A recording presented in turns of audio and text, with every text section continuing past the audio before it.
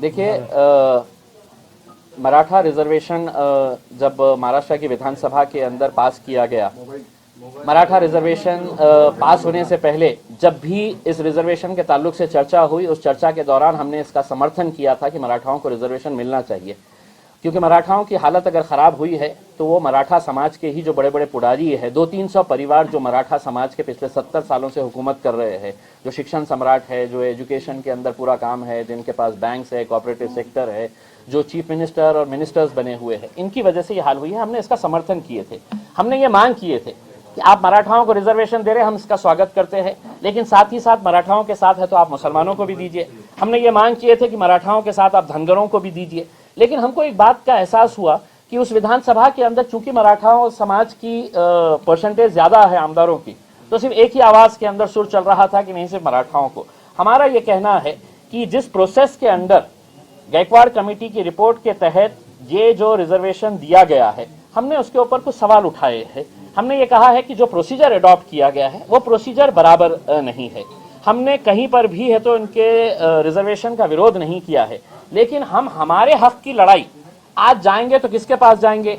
ये 4 कमीशंस आए थे, Sachar commission, Ranganath Mishra commission, Maharashtra state minority commission और डॉक्टर महमूदुर रहमान कमीशन। ये 4 कमीशन आए थे 2006 से लेके 2012 तक। ये कांग्रेस और राष्ट्रवादी कांग्रेस के पीरियड में आए थे, आपके द्वारा अपॉइंटेड कमीशन थे, और चारों ही कमीशंस ने ये बोला था कि मुसलमानों को आप स्पेशल बैकवर्ड कैटेगरी के अंदर डालिए, उनको रिजर्वेशंस दीजिए, उनको स्पेशल कैटेगरी क्रिएट करके उनको एडवांटेज। आपने वो चारों की चारों रिपोर्ट कचरे में डाल दिए।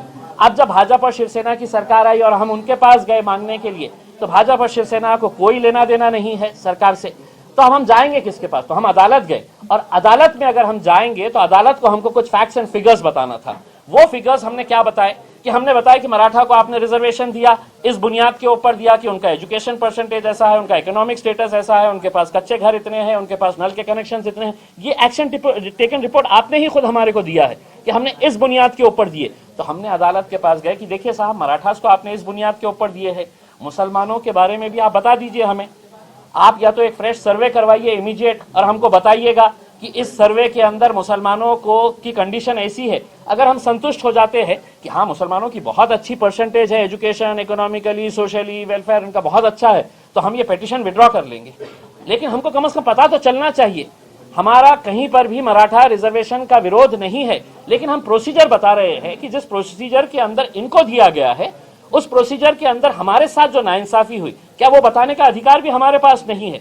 दूसरी बात यह है कि ये मुसलमानों के रिजर्वेशन के ताल्लुक से एक ऑलरेडी मुसलमानों की ऑर्गेनाइजेशन जमाते इस्लामी हिंद लड़ रही थी, लेकिन उनके ऊपर दबाव डाला गया।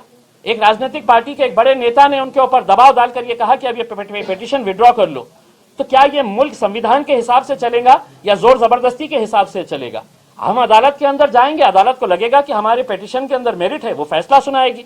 लेकिन अगर सड़कों के ऊपर अगर फैसले होने लगे तो मेरे हिसाब से ये देश के लिए बहुत ही खतरनाक बात है। हमारा आज भी इस मुल्क की अदालत के ऊपर पूरा विश्वास है कि अगर हमारे पिटीशन के अंदर मेरिट होगा तो आप उस मेरिट को एंटरटेन करेंगे। हम आज दोबारा फिर से ये कहना चाहते हैं, हम मराठाओं के रिजर्वेशन के विरोध में नहीं है, लेकिन जो प्रोसीजर अडॉप्ट किया गया है, जिसके तहत हमारे साथ नाइंसाफी हुई है, हम वो अदालत के पास जाएंगे, क्योंकि हमारा सरकार के अंदर कोई सुनने वाला नहीं है।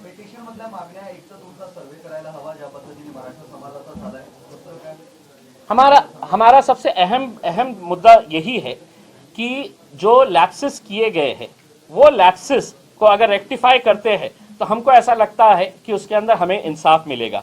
दूसरी बात यह है कि हम सरकार से ये चाह रहे हैं कि आप जो डेटा मराठा समाज को रिजर्वेशन देते वक्त जिस डेटा को आपने तैयार किए हैं, वो डेटा कम से कम आप इमीडिएट सरकार को अगर डायरेक्शंस देते हैं कि कास्ट वाइज सेंसस 1931 ऑनवर्ड्स है तो कास्ट वाइज सेंसस हुआ नहीं है, डेटा कहां से आया हमको पता नहीं है, हमारे कितने बच्चे ग्रेजुएट्स है, अंडर ग्रेजुएट्स है, पोस्ट ग्रेजुएट्स है, ये हमको पता नहीं, हमारे पास कितने पक्के घर है, कच्चे घर है, पानी का नल किसके पास है, नहीं है, ये सब डेटा हमारे को भी दीजिए। ये हम पिटीशन के अंदर रिक्वेस्ट करे हैं कि सरकार को फौरन हाईकोर्ट ने इंस्ट्रक्शन देना चाहिए कि जिस हिसाब से तुमने मराठाओं का डेटा दिए है उसी हिसाब से मुसलमानों का दे दीजिए। अगर हम कन्विंस हो गए तो हम इमीडिएट वो पिटीशन विड्रॉ कर लेंगे। Thank you.